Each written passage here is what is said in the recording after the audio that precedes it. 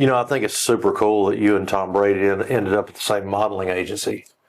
Right. Well, we have the same agent. So, Yeah. there's a lot of parallels in our life that are similar. Is that based out of Milan? Is that what? Yes. Yeah. We summer there together.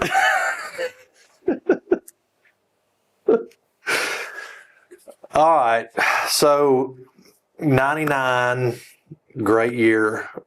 You did, you got the demerit to Michigan. That kind of leaves a sour taste in your mouth, going into the 2000 season. But then that summer, I mean, there is a lot of hype.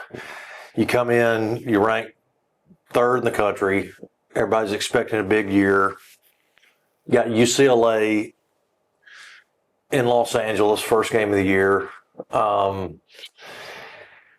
And then the wheels fell off. Good way to put it. I know this is a difficult discussion. So I've had it plenty of times. Yeah, yeah. Well, I mean,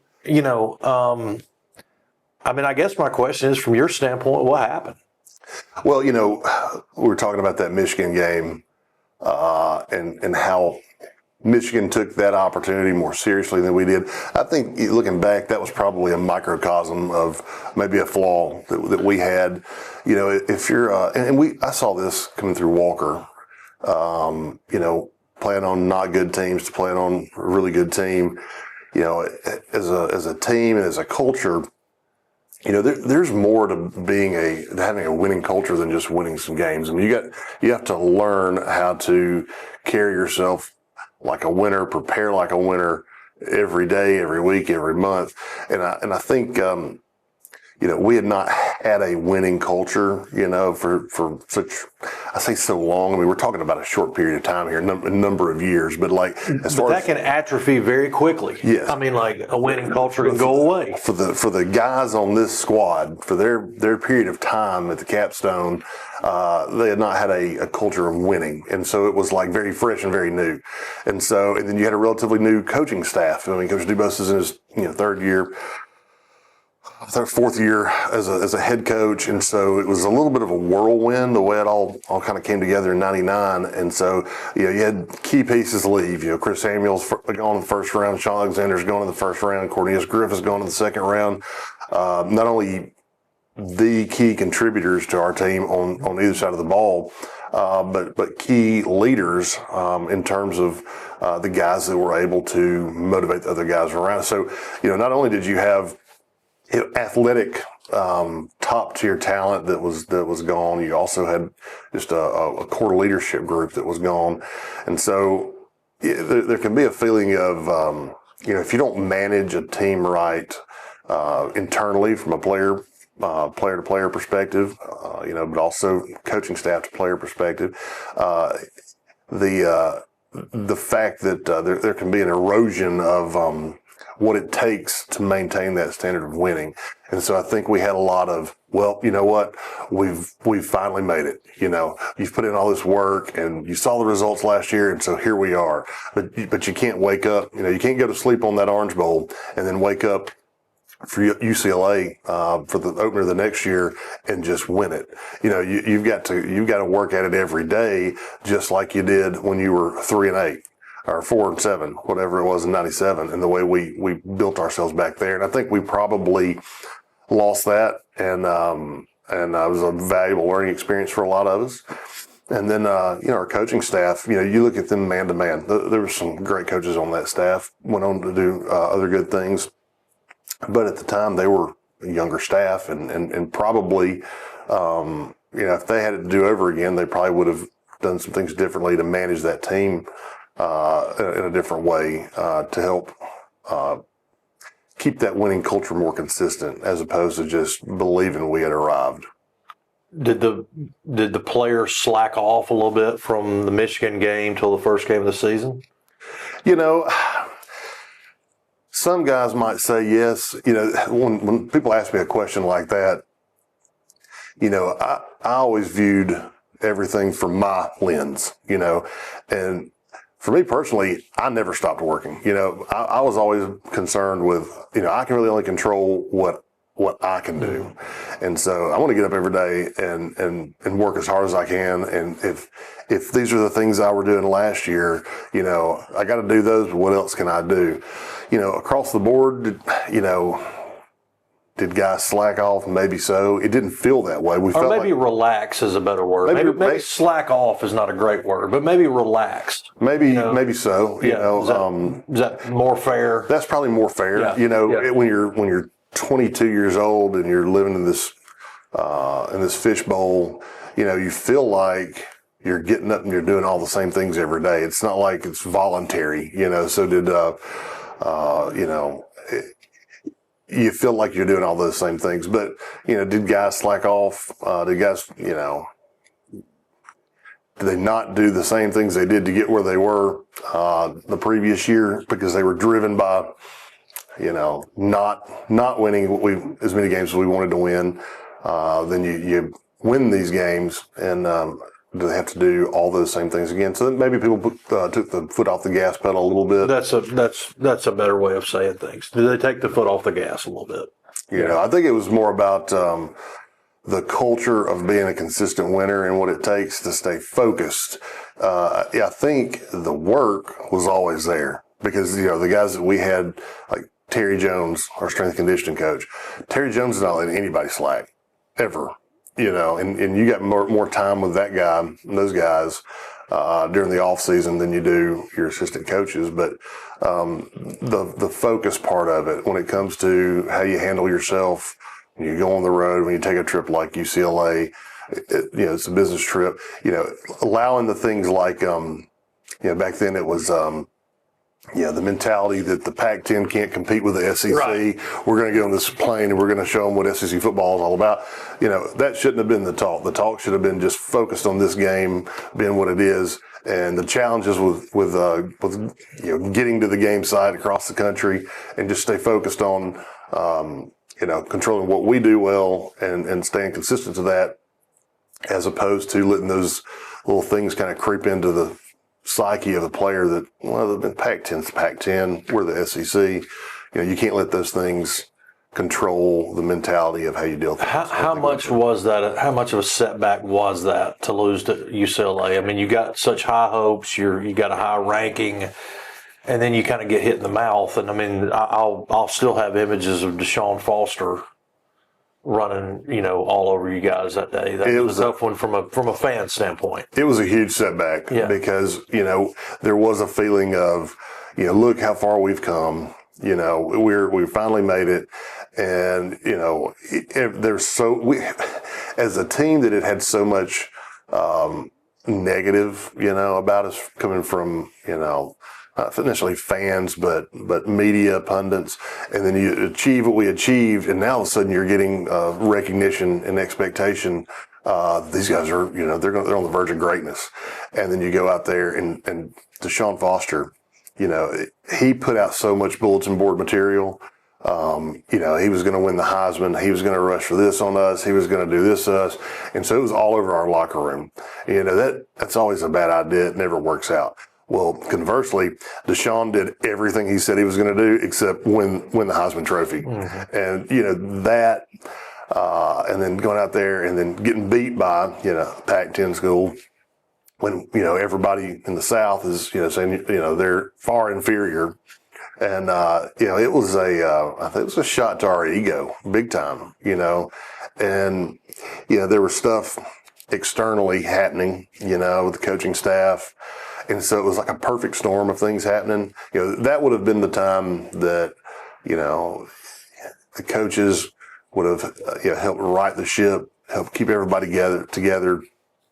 But there's all these other things happening on the peripheral that I don't think they were as engaged. Mm-hmm. And so it was a perfect storm. And before you know it, this thing went from just, a really, really potentially great team to just nightmarish almost. And there were a couple of weeks. There were a lot of distractions. I mean, and I ask these questions not to beat you up or beat that team up, but it's just it's interesting psychologically. Yeah. And it's almost a little bit of a cautionary tale in some ways, is just, What not to do. What not to do. But for me, from a psychological standpoint, because what's interesting about that is, for me, is really just how close teams are to going from a great season to a not so good season. There's not that much difference between a 6-5 team and a 12-2 team, or whatever you want to say. And one bounce of the ball or one thing happens, my cousin and I laugh about, when Freddie Millens, ran it back, I guess it was the first punt, against UCLA. We go outside and he makes a statement, nobody's going to touch us this year. Yeah. We said the same thing on the sideline too. Nobody's going to touch us. And we're back. And then it just got on this course that you just couldn't get off on. Couldn't get off the course. And one thing that's interesting you say about there's very little difference in a great team and a mediocre team. We get through the meat of that season. I can't remember what point in the season it was, but man, it was already over. I mean, we had games left to play, but our video guy, Don Ross, and he would always put some kind of video together for Friday nights at the hotel. And, it was different every week, but he did a highlight video of, highlights from 99. And then he did a highlight video, from plays from the current season that we're currently in. And he ran them, side by side Friday night before the game. And so it's funny. I mean, and it was a lengthy video, and it was to show us, can you tell the difference in these two teams? And so you're watching these highlights from both seasons, and it's not like this team on this side of the screen over here. I mean, it looked the same, but you're looking at highlights. But when you talk about the ball bouncing the wrong way, and this time versus that time, it's really the very small details, because you watch both those videos from two very different seasons in terms of wins and losses, and they look just like the same team. You feel like things could have been different that year? Oh, definitely could have been different. I don't know. Also looking back, there's something to be said for some of the guys we had on that 99 squad. We had some good running backs in 2000. Guys had various levels of success, both collegiately, NFL. But you take Sean Alexander out of the equation. He was a guy that in the biggest situations could make the biggest plays like it was no big deal. It was almost like when he just decided to do something, he could just do it. And so at critical times in that, in 98 and 99, when you had to have something crazy happen, Sean was there. He could just make it happen. You need a playmaker. You need a game changer. Right. Every great team needs it. I mean, we had guys in that position that, we probably had 2 or 3 guys that, hey, if we show up Saturday, we can give him the ball 20 times and then have 130 yards rushing, lead the country in rushing any given week. But to have a guy that can just make a crazy play happen when you got to have a crazy play, those guys don't just grow on trees, and he was one of those kind of players. What made him great? God. I mean, I heard, I don't know if you know who Charles Bentley is, but he was a great collegiate player, first round draft pick. Never really played. He got hurt in the NFL, but he went on to train guys for the NFL Combine. And I heard him on a radio show one day, and they were asking him, "Well, what do you do to get this kid from a 5th round, pick? How do you train him to get him to a 1st round pick?" And he says, "I don't do that. Nobody can do that." He said, "These 1st round picks are created when the seed hit the egg." Yeah. And so that guys like Sean Alexander and Chris Samuels, you can help, maybe knock some of the rough edges off, but they're born that way. Well, let me ask it this way: what was it about his approach to practice, or just his mentality about running the football that made him different? Well, his ability to do it at such a high level without giving a whole lot of thought to any of the other stuff you just mentioned. Sean, he wasn't a guy that, that had to practice at 100%. You know, like the rest of us were driven to. You know, even guys like Chris Samuels who were just a God-given difference maker. But the expectation and Chris will tell you, you know, he had to get out there and give it 100% for Neil Callaway every day to the last day he practiced on campus. You know, Sean, he was one that he didn't feel like he needed to do 9-on-7 every Tuesday, and he didn't do 9-on-7 every Tuesday, and that wasn't always well received from his teammates. But Sean was such a likable, lovable personality, and his ability just to turn the switch on, it kind of took care of all the. So he wasn't a big practice guy. He was sometimes he could not be. Most times. Yeah. Okay. Never was he a big practice guy. Would he be okay with you saying that? Yeah. I mean, I've said it to his face before. We've laughed about it, talked about it. Yeah. But the fact that he can show up on Saturday and just do it, okay. Well, you know what? He's the anomaly because for the other 84 guys, you know, we got to get out there and we got to grind after it every day to make sure that we've got, you know, ourselves at, the pinnacle of, preparedness on Saturday, and he just didn't require that. I think about this a lot. Like, man, the hours that I put in practicing basketball, baseball, you know, the hours just in the gym and hitting and all that kind of stuff, and I wasn't even close. Right. To making it to a professional level. Not even close. I mean, how much more basketball could I play?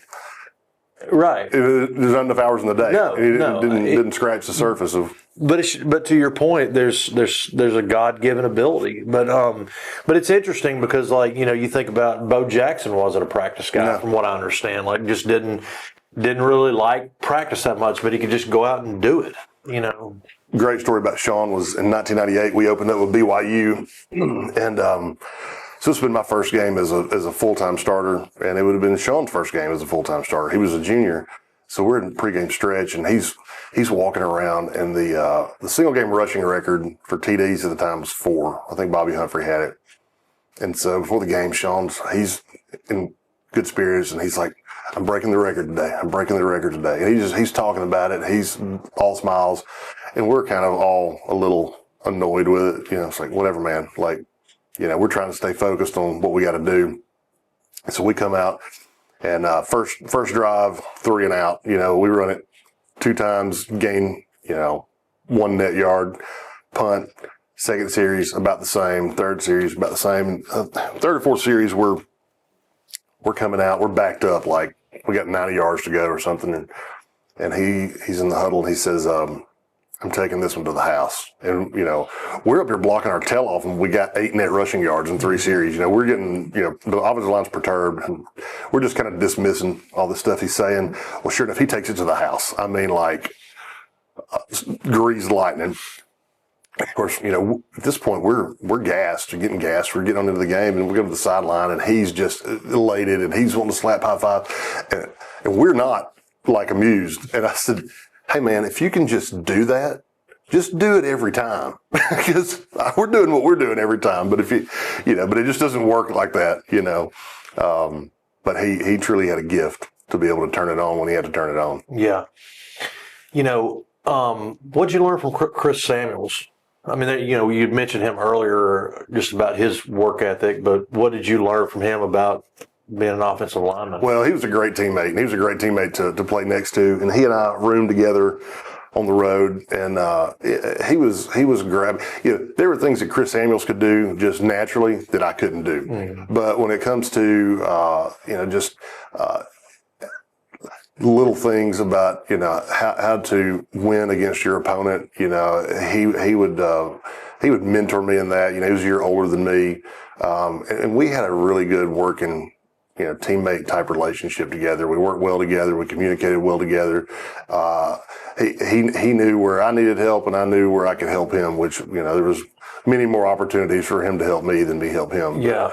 But he was great, man. Still talk to him to this day. Yeah. And but he's also one of those that you know, hey, God created this kind of football player.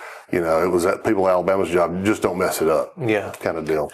and I want to shift gears with this question for a second. And I've said this a lot, but I mean, Alabama fans can be very hard on quarterbacks. They can be very hard just in general, but they can be super hard on coaches. And I know Coach Dubose personally, and I know Coach Stallings, but fans have been particularly hard on Coach Dubose, and so I guess I want to ask you, about your thoughts about him, because you don't have the same thoughts about him that some of these ugly memes and tweets and things like that. And I think that there's been some cruelty there, but what is your assessment of him as a football coach and as a man? Well, Coach Dubose, I loved Coach Dubose.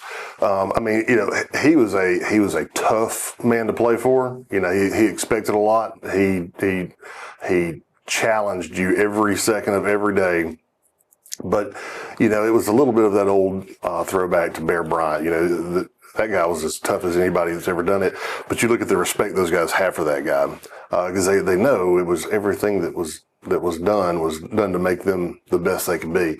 And Coach Dubose gave me an opportunity. Quite honestly, he and Coach Ross went to bat for me to have an opportunity to play at Alabama, and so that means a lot to me. But when you talk about the cruelty of it, part of it is the nature of the job. I mean, it's tough. Of course, these guys weren't making the level of money they're making now, but they're paid handsomely to have a very, very tough job. But I think the unfortunate thing for him, when I look back over it all, is he was fairly legendary status as a player at Alabama. I mean, he played through a really bright time in Alabama history and was a All-American, huge contributor.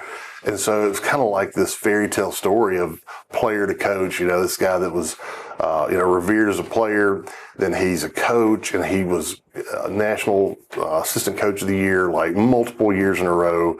So had this really great coaching career, and he gets the ultimate opportunity to be the head coach, and it just goes bad. And then you're, really almost tarred and feathered out of town. And, I really hate it personally because I know what the University of Alabama means to him. And, you kind of get the feeling that he feels like he couldn't come back. I mean, that experience with him as head coach didn't go well. I know it didn't go like he wanted it to go. He'd probably do a lot of things differently, but there's a whole other career, a whole other history of him with the University of Alabama it's still there. It still belongs. And so I hate it for him that, fans or media can be so just mean and nasty to the point that, you banish one of your own legends to the point they don't feel like they can participate. I don't care what anybody says. If you win an SEC championship as a football coach, you're a good coach. No doubt. I've done it. I mean, I have been I've been a junior college basketball coach. Was I on the top level? No. But I mean, like, to win an SEC championship, to beat Florida in the Swamp, to beat Florida twice in one season, to win at Auburn, you've got to be a good coach. And yeah, the wheels fell off in 2000, but people don't, when they're assessing the Dubose era, they don't give him enough credit, in my opinion, for that 99 season. They don't. And, I'll tell you this, too, and this is something not a lot of people talk about. They talk about Coach Stallings' departure, and there was, varying tales about his relationship with the AD, but Coach Stallings was no dummy. He knew what was coming around the corner in terms of our numbers. And, I don't think Coach Dubose gets enough credit for taking that on, because there were really good coaches that didn't want that job because they knew what they were going to have to wade through. And probation, I mean, it's got one goal, is to punish this organization, this team. And so that played a role in the Coach Stallings' retirement. He'd had, average 10 wins a year. He knows he's on the tail end of his career. And, he, to some degree, he didn't want to go out on a real sour note in terms of winning and losses. Mm-hmm. He said it multiple times. Won 10 games a year. That sounded like a good round number. He didn't want to mess that up. Yeah. So I don't think he gets enough credit for being willing to take that on. for his, the sake of his own university. Yeah, in a probation racked era, Yeah. he ends up shepherding you guys to an SEC title. Yeah, he was willing to do it. So now you're kind of the old veteran, coming back to campus. What's your involvement with the program now? Well, I'm the president for the Huntsville Red Elephant Club. So I've been a member of that organization for, I don't know, probably 15 years. And Mike Zuga, who played under Coach Curry and played center, he was our president, and he passed that torch to me about 6 or 7 years ago. And coming through the university, I always heard about the Red Elephant Clubs. I didn't really know what they were. There's always like this, mysterious lore about it. Mm-hmm. It's really not that big a deal. Our core mission is, and this is something I didn't even know when I was a scholarship athlete at Alabama, but Red Elephant Club's main purpose was to endow football scholarships. So I didn't know that my scholarship that was endowed by somebody, some person or some entity. We just thought that the University of Alabama pays that bill. Yeah, that doesn't pay for itself. No, somebody did it. So so our club, we've endowed. I think we're on our third scholarship. Our kid, we have you have a player that's your kid, Hale. I believe he's a receiver. He's our kid. So every year, we get a notebook on our kid. What he's who he is, where he's from, what he's studying. What he's done athletically. So it's kind of neat. Our dues money, goes back to historically fund those scholarships. More recently, it goes to NIL, and so that was when the surgence of NIL. Greg Byrne, athletic director, kind of came to the club and said, hey, this is where the need is. We're good on scholarships. We appreciate that. But, if you don't care, then we need the money for NIL. So monies we raise go to support the football program specifically. So, there's about 12 clubs generally in Alabama. There's a couple out-of-state clubs, but it's a really neat organization that supports the university specifically towards the football program, and it's a way to stay connected. That generally, you wouldn't have that opportunity to once your playing days are done. So, something I enjoy doing. What do you think about all these changes to college football? I mean, I know that's a very loaded question, but I mean, and I've written about this, and I feel like that some changes need to be made. I just feel like, it's just almost like free agency, and, but from your standpoint, a former player's standpoint, and seeing the way things are moving now, what are your thoughts about that? Well, when this whole NIL era started, I originally started out like an amateurism purist. Initially I didn't like it, didn't want anything to do with it, but I've kind of come away thinking through a lot of different conversations with a lot of different folks. I've changed my tune on it, to the point where I think, why should we limit a kid's ability to make money? If somebody wants to hire Tyler Booker to be the face of their product, do a commercial, because he's Tyler Booker, then why should he not be able to capitalize on that? So I kind of changed my way of thinking in that regard to say if somebody's willing to pay you, because you're you, to do something for them, then that ought to be okay. What I don't like is what it has become, because what it should be is there's a transaction there. They're gonna hire you to do this commercial. They're gonna hire you to do this autograph signing or appearance or whatever. And so you show up, you do the job, and you get paid. But what it's become is just scraping together as much money into a bucket as you can, and just pay the kids. There's no transaction. Mm-hmm. So I think there's some right sizing of that coming around the corner. That's not what NIL is supposed to be. That's just pay to play. You feel like they're going to regulate it? I feel like they're going to regulate it. It's about to be revenue sharing.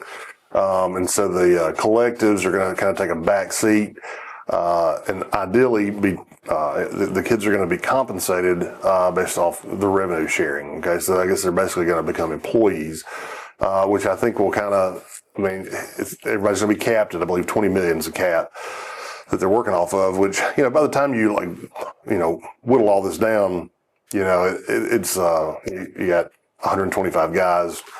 I think it's going to kind of cap these ridiculous numbers, because right now it's just who and how can you come up with more money? And so there's it just keeps getting bigger and bigger and bigger and less sustainable. Yeah. But these, especially the top tier universities, they've got the revenue coming in they've got. So making it a revenue share, I think will probably right size everything. And then the collectives are going to take a back seat to true NIL deals where guys are signing endorsement deals. So, guys that still have a higher level of marketability can capitalize on that higher level of marketability in a true NIL setting and allow them to make money. But I think it will minimize, just this preposterous growing number, because the way it is currently, any team, if they can get the donors together, they can go pick off a guy. There's no regulation to it.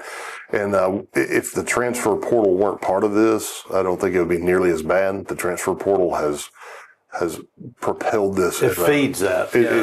Because it's reduced the loyalty, and it's hard. Carson Beck, that guy's, one of the historic Georgia player, but Miami scraped together $9 million. Well, guess what? Loyalty's out the window. He's a Hurricane. Well, and you think, well, this is a business decision. Well, but if I'm an NFL GM, do I want to pick somebody like that? Is that somebody, right? In the short term, maybe it makes sense. But in the long term, if I'm going, okay, do I want this person to be a part of my program? When, yes, it may be a business decision. I get that. I totally get that. But I'm kind of old school in that regard. And I think, well, is this person, it at least raises the question, is this person out for themselves? Yeah. Or can they buy into a team concept? And from an NFL GM standpoint, I'm at least going to ask that question. I think the NFL GMs are probably thinking about it less than we think they are, because they're already dealing with this. It's they're all business decisions at that level, and so the only difference is, once they lock down this guy, they've got him for 3 years or 4 years or whatever the length of their contract is. But I think, that's fair. I think that they're working with these guys. These guys are truly professional hired guns at that level. Yeah. And so I think these GMs know that. There's 1,000 other things about the psyche of these kids that they're looking at, but I don't know that the financial part of it is a big a factor as a lot of people might think, because they're dealing with that in their world. That's anyway. A fair thought. Just kind of thinking retrospectively, who would you have been a spokesperson for had you have had NIL back in 97 to 2000? First I can think of would be probably Milo's would be probably a good fit for me. Yeah. Horns Barbecue. Mike and Ed. City Cafe. I could see a lucrative endorsement deal coming there. 15th Street. Maybe the booth.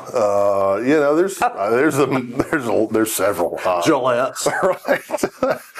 As Big Al once said. Booth. Guthrie's. Definitely Guthrie's. Yeah. Food related. Yeah. Would be my sweet spot. We've done Pasquale's. Morrison's. Oh goodness. Do you have any any thoughts about that? Gosh, I could have put a little money in my pocket back in the day. I really try not to think about it because just push it on down. I've seen, I know our offensive Coach Cap, our offensive line coach. I've got to know some of the offensive linemen, and you get to hear the things these guys are getting to do. These guys are not the quarterback. They're getting to do some really cool things, and I'm like, man. that could have been me. Yeah, You know, yeah. I could have had this Taco Casa deal, like Caden Proctor, and I'd have been perfect for it. Yeah. But, it's just, it is what it is, and it was what it was. And, one of the things I think that we're going to have to wrap up here in a minute because with all this food talk, I got to get some lunch. But one thing that I think is pretty cool is going back to policing. I like the fact that former players, and particularly in the Saban era, are still kind of policing the program. It's like they don't put up with anything. yeah. And I kind of like that. The reason why Alabama has been great is because they don't put up with mediocrity. Yeah. Dubose has taken a lot of flack. And people want to say stuff like, well, just give him time, or just back off a little bit, be patient. But in a way, I feel like that's what's made Alabama great, is that the program, the fans, and the former players are just not going to put up with being average. Yeah. What's your take on that? I definitely think it's important. There's an aspect of that can be counterproductive. One thing is a club, Letterman Club, member that I think is important is, we try to carry a sense of respect for all the guys across all eras. And I do think there's a huge value in former guys hanging close to the program, having an influence. But one thing that's important to me is you're never going to hear me talk badly about one of our guys.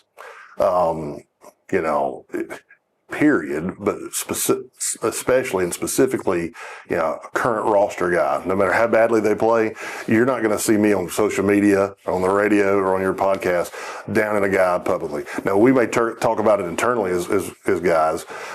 So some guys are more vocal than others, but I think what they got to remember is, there's a special brotherhood and a special bond there that exists for everybody that got this opportunity. So, we want to make sure we do our part from a historical standpoint to make sure that these guys understand the expectation, the standard. I think some guys do a better job than others about the way they vocalize that and broadcast that, because a lot of guys have a media platform.